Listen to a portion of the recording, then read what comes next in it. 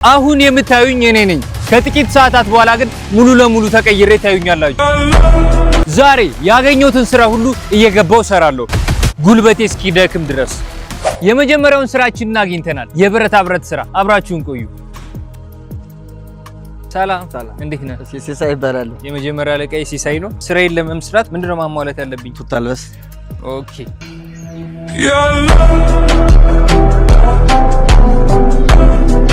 አውትፊታችን ይመስላል። አሁን ገብተን ስራችን እንቀበላለን ማለት ነው። ቦስ፣ እሺ ምንድነው የምንሰራው? የመጀመሪያው ስራችን ብረት መቀጥቀጥ፣ መበየድና መቁረጥ ሲሆን ቀላል የሚሆን አይመስለኝም። እስኪ ሁለተኛ ስራ እንፈልግ። ሁለተኛው ስራ ላይ ደግሞ መተናል። የሶፋ ጽዳት ነው ተብለናል። እናጸዳደዋለን ነው የምላችሁ። እንግባ። ሰላም፣ እንዴት ናችሁ? ሰላም። ያሁኑ ቦስ አንተ ነህ? አዎ። እሺ የኔ ስራ ድርሻ ምንድነው? ዛሬ ስራተ አሪፍ አድርገን ማጽዳት። ኦኬ። ይሄ ምንድነው የሚያደርገው? ይሄ ድሪል ነው። እንዳገት ይዛለን ማሸት ማለት ነው። አዎ። ስራችንን ጀምረናል። እንደዚህ በሱ በደንብ ይረግጥላል። ሁለተኛው ስራችን የሚከብድ አይመስለኝም። ይሄን እንዳይበለው ለበየርኩትን እንዳይበለው ጎሞ እዚህኛው እሱኛው ለከራ በይዱና በጣም ጥሩ። እሺ እንዴት ነው?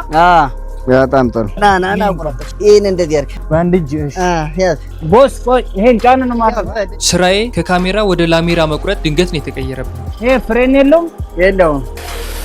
አቃ ይሄን ሁለት ጣት ደግሞ እኩል እያረክ ይሄኛውን እኩል እያረክ እንዳይቆርጥ አድርገህ ያው መዶሻ ከሁለት እኩል እያረክ እዚያች ላይ አድርገህ ቀጥ ቁጭ ብዬ የምሰራው ስራ የማይመችኝ ብረት መቀጥቀጡን የለመድኩት ይመስላል። እስኪ ሶስተኛ ስራ እንፈልግ። አሁን ደግሞ የምንሰራው አስቤዛችሁን ቤታችሁ ድረስ ዴሊቨር ማድረግ ነው። አሳይልኝ ጋሪው። በዚህ ጋሪ አስቤዛችሁን ቤታችሁ ድረስ ዴሊቨር እናደርግላችኋለን። ሽንኩርት አለ፣ ድንች አለ፣ ቲማቲም አለ፣ ካሮት አለ። ይሄ 1 ኪሎ እንደሆነ ተነግሮኛል። የመጀመሪያ ጊዜ ስለሆነ ይሄንን እያደረኩ ያለሁት አብሮኝ የሚሰራ ልጅ አለ። ኮሜንት ላይ እንደው ቤታችሁ ጻፉልኝ፣ አመጣላችኋለሁ። ምን ችግር አለው? እዴ ጓድ፣ ይኸው እየመጣን ነው። አንተ በታች በኩል ሂድ፣ እኔ በላይ በኩል ነው የምሄደው። አሁን ኪሎ ድንች ስንት ነው? 40 ብር። ኪሎ ድንች 40 ብር፣ ቲማቲም 60 ብር። እንዳረሳ ብዬ ነው። እንዴት ነው አስቤዛ አላለቀም? ይህ ስራ ደግሞ ጉልበትን የሚፈትን ሲሆን ብዙ መዞርንም ይጠይቃል። ሽንኩርት ድንች፣ ስኳር ድንች እያልኩ ነው መሰለኝ። እስኪ ጥራ፣ ያንተ ልስማ። አረ ካሮት ጎመን፣ ሰው እየጠራ ነው የሚመስለው። እስኪ ጥራ።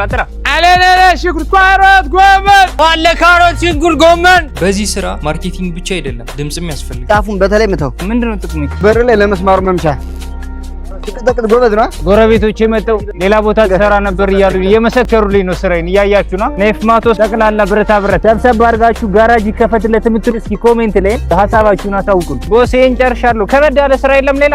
ጨረስኩ ሁሉንም ይነን። እሺ ሌላ ስራ ምሳም በላም እንበላለን። ቆይ ትንሽ ስራ።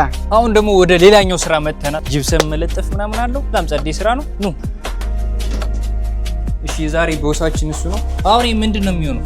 ኤው ሳጋቶራ እና ጁሰሙ ተቀላቅሎ እሺ ለሙሌት ነው። ምን ይል ማብካት ይችላል። አሁን እንዴት ነው የሚባለው? ይሄ ኦሬዲ ተቦካ ነው። ይሄ አሁን ተቦክቷል። ይሄኛውስ? እሱ ማጣሪያ ነው መጨረሻ። ምን ልበለው? ይሄንን ማው ነው። ይሄ መነስነስ ነው። እሱን አትነካው ግን መነስነስ አይነካም። እዛ እሱ ሳብ ሲል መጨረሻ ላይ ይጣራል። ይሄን ግን በቃ ኖርማል እንደዚህ በእጅ ማውጣት ይችላል። እንደዚህ እዛ የጭቃ ቤት ሲሰራ ለሙሌት የሚጠቅም ነው። ጅብሰም ማብካቱ በጣም ቀላል ነው።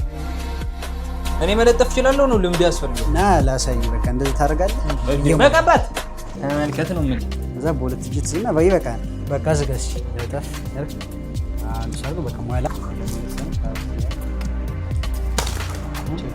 ብዙም ጣል። እሱን አምጣው። እሱኛውን ፒንሳውን መበየጃው ይሄኛውን ከበድ ያለ ስራ ስጠይቅ መበየድ ተሰጥቶኛል። አሁን ከኤሌክትሮድ እና ከእንዳስገባው በዚህኛው ጫፍ እዚህኛው ላይ ይሄን እዚህ ላይ እንዲያርግ ታስገባዋል። ይሄን ጫን ስታደርግ ታዲያ ትለቀዋል። እዚያ እዚህ ላይ ጫር አድርግ። በስመ አብ ወወልድ ወመንፈስ ቅዱስ። ችግር የለም አስገባው። ወደዚያ በይድ እንድበይድ ቢሰጠኝም እኔ ግን ብረት እየበየድኩ ሳይሆን መንፈስ እያስጮኩ ነው የሚመስለው። ይላኛውን አትነካው። አዎ ቀለል ያለ ስራ የለም። አሁን ብረት ለምጃለሁ። አሁን ብረት ከብረት ላይ ይይዝ። እሺ ብረት ከብረት የተያያዘ ነው። ንገሩኝ። እኔ ያየሁት አይደል? ዘይዳ ችግር የለውም። ተያይዟል። ጎበዝ ነው እያሉ ነው። ባይዘው መበየር ለምደናል ነው የምላችሁ። በጣም ጥሩ ቦስ። ረጫው ወደዚህ ነው ቦስ። ወደ ስራ ገባኝ። ምንድን ነው ኮሜንት? ረጫለሁ ብዬ ነው። እንደ አለቃም ያደርገኛል። ታች ላይ ያለውም ቦስ ቦስ ግን ጨርቁን እያበሰበስኩት ነው። እያበሰበስኩት ነው። ከውስጥ ያለው ቆሻሻው ይወጣል። ከዛ በኋላ በዛ እስበዋለሁ መልሼ። ውሃ ይወጣል ይሳባል? አዎ ይሳባል። እዚህ ስራ ላይ ብዙ እየቆምኩ ማውራት ጀምራለሁ። ደግሞ መድፋት አሁን ልሳበው? አዎ አሁን ሳበው። አሁን የመሳብ ስራ ነው የምንሰራው። በዛ ገት ይዛለህ እንዲህ ያረክ በጣም አትጫ ነው።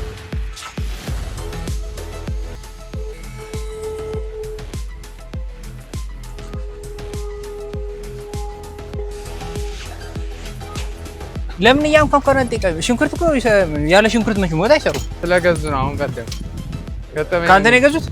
ከኔ አልገዙም፣ ከሌላ ወጥ። አሁን ስንት ኪሎ ሜትር ስንት ትዞራለህ? አሁን እንደዚህ ለምን? በቃ 16 በቀበሌ 4 አርጌ በአንድሮ ሜዳ አርጌ 16 አርጌ በተባበሩት አርጌ እዚህ ደረስኩ። ስንት ቀበሌ ማለት ነው?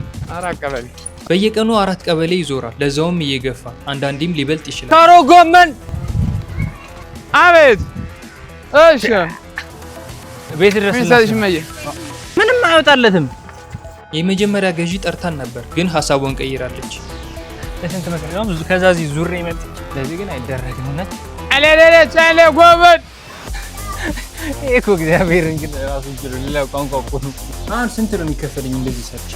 እስከ 1000 ብር ይከፈላል። በቃ እናም ሰራው ምን አለፈት ማላው ይሻልከው። በቃ ብሉኬትም በጀሶ ነው። አይ ቡልኬት እንኳን ሳጋቶራ ያስፈልገው ጅብሰም በጅብሰም ብቻ ነው። አይ ሳጋቶራ የሚያስፈልገው አቅም ለሌለው እሱ ብሎ ቀባ ነው የሚያደርገው። ለምን እኔ በቅል ምናምን አላዞሩ ካቦካካ ነው። በቅል ጭራሽ ቀለም ሳንቀባ ቀለም ይቀባል መጨረሻ ላይ ሲደር። ኧረ ስራ ምን እየሰራሽ ነው? ኧረ ሰራ አድርጊ ሳፋ ምናምን ጸዳ ታደርጋለህ። እሺ ልጠበው። ኧረ ማጠብ አይደለም ፈቅፈቅ ወሬ እየወራ እየተወራ ነው የሚሰራው። እየተወራ ሲል ቀለል ይላል ስራው ሁሉ አይመስልም? ወሬማ ደስ ነው እንዴ ስራው ነው እንጂ ጸዳ ካለሽ ለቀጣይ ስራ በቃ ያኛው ባልደረባ ግን ምንድን ነው ይቆም? የኔ መቆም አላንስ ብሎ ሌላ ሰውም እያቀሳሰርኩ ነው። ወደ ብረታ ብረት ቤቱ ስመለስ ስበይድ ያዩኝ ጎረቤቶች ለእኛም ቀለም ቀባልን ብለውኝ ሄድኩኝ። ለማጆች የሚሰሩ ስራ ቀለም ነው። ምንም ታምር እየሰራ አይደለም። የለማጅ ስራ ነው እያልከኝ ነው? ቢኒ በእጄ ነካው ቀባው። ያልነካው በታችን በላይም ያረክ የሚቀባው ይኸው እዚህ ጠርዝ ላይ ማለት እሺ የቆምኩ ማስቸገሬ ሳያንስ ለራሴ ምስክር ራሴው ይኛል። በዚያ አያያዛችን እኔ በደንብ ፈጣን ስለሆንኩ 1-5-6 ቤት አንጨርስም ዛሬ። አይዞህ በደንብ እስከኝ። እሺ ወደ ጋሪው ስንመለስ ልጁ የሚለውን ለማለት አይደለም ለመስማት እየከበደኝ ነበር። እኔ መጠረት ላይ የከበደኝ ማሚ ገዙና ቤዛ ማሚ ድንቹ በቃ ወርቅ የሆነ ድንች ሁሌ እንደዚህ ነው በቃ ብትሆን አንድ ብር ሳይሰራም ይገባል። ለዚህ ብር አይገኛል። አሁን በቀን በጣም ብዙ ከሸጥ ምን ያክል ልሸጥ ይችላል? 3000 ልፋቱና ገንዘቡ ይገናኝ። እኮ ቀኑ ሙሉ ጂም መስራት እኮ ነው። ማሚዬ አስቤዛ አላለቀም። ውሰዱ፣ ችግር የለውም።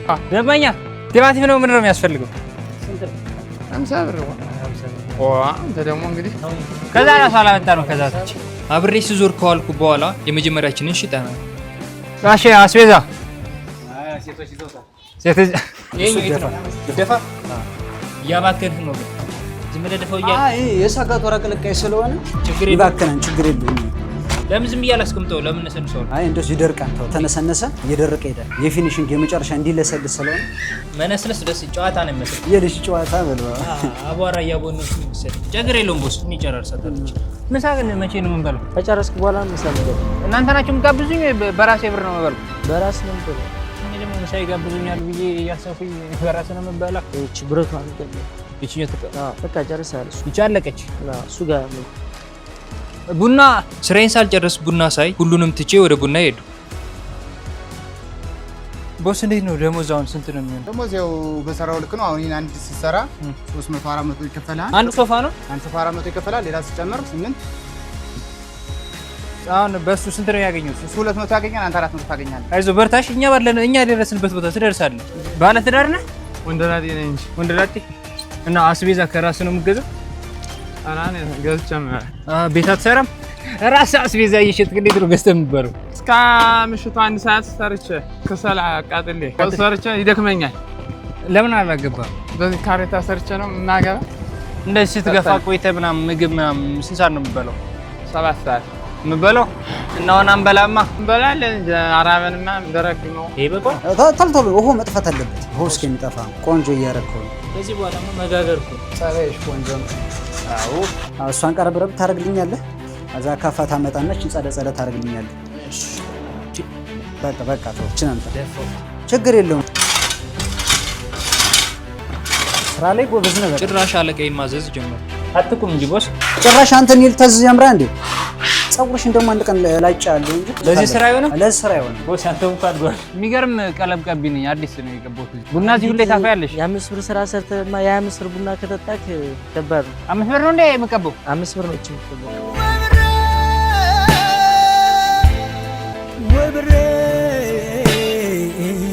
ቡናዋ ደግሞ ይጣፍጣል።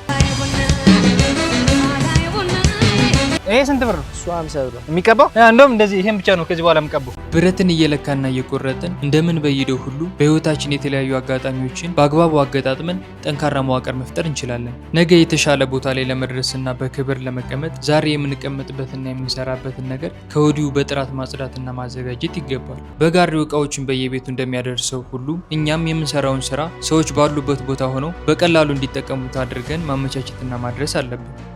ጂፕሰም የግድግዳውን ክፍተት ሞልቶ እንደሚያስተካክለው ሁሉ እኛም በትዕግስትና በቀላል ጥበብ በህይወታችን የጎደለውን ነገር መሙላት እንችላለን። በአጠቃላይ ዛሬ በላባችን የምንሰራው እያንዳንዱ ጥንቃቄ የተሞላበት ስራ ነገ የምንፈልገውን ትልቅ ስኬትና ጥራት በህይወታችን ላይ ዴሊቨሪ ያደርግልናል። የዛሬው ቪዲዮአችን ይሄን ይመስል ነበር። ላይክ፣ ሼር፣ ሰብስክራይብ ማድረግ እንዳይረሳ።